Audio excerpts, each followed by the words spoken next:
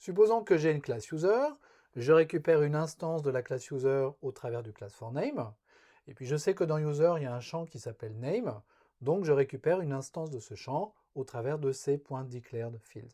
C.declaredField, ça peut me retourner n'importe quel champ déclaré à l'intérieur de la classe. Ce champ, ça peut être un champ statique, un champ d'instance, il peut être privé, il peut être public, n'importe quoi. DeclaredField, c'est vraiment tous les champs déclarés dans la classe, en l'occurrence user. Déjà, je peux faire deux choses sur f. Je peux faire f.getName.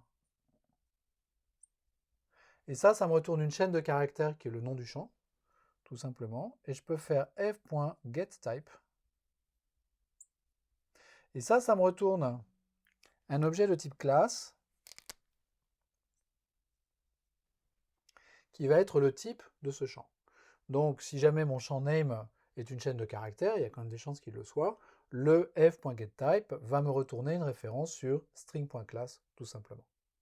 Mais j'ai également des méthodes qui me permettent de lire la valeur de ce champ et de fixer la valeur de ce champ. Alors, comment ça fonctionne? Il y a un mécanisme qu'il faut bien comprendre. Quelque part dans la mémoire de la JVM, j'ai une instance de la classe class qui modélise la classe user. Ce truc-là, c'est une instance de la classe class. On a vu tout à l'heure que je n'avais qu'une seule de ces instances dans toute la mémoire de la JVM.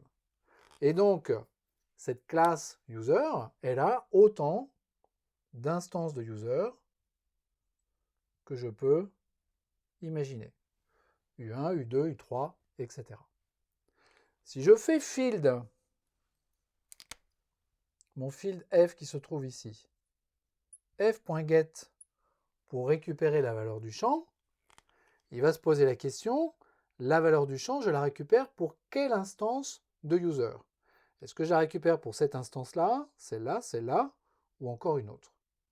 J'ai le droit de faire f.get, mais étant donné que je n'ai qu'une seule instance de field pour le champ name, qui est attaché à cette unique instance de classe qui modélise user, il faut également que je passe l'instance de user pour laquelle je veux récupérer la valeur du champ.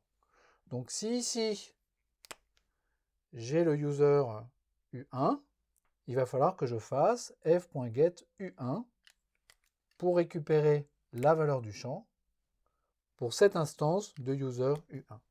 Et ça va me retourner par exemple le nom Sarah, parce que ce user s'appelle Sarah. Si je fais f.get avec cette même instance de field et que je passe U2 en paramètre, U2 c'est cet utilisateur ici qui se trouve là, et bien là je vais avoir un autre nom.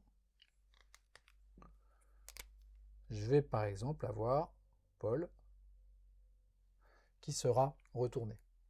Donc en fait, cette méthode get qui me permet de retourner la valeur d'un champ pour une instance, elle prend une instance de user en paramètre.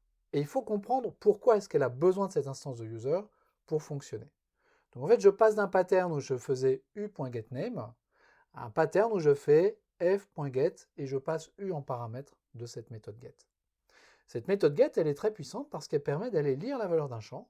Et encore une fois, tout ce qu'on a récupéré, c'est le nom de la classe dans une chaîne de caractères et le nom de ce champ dans une chaîne de caractères.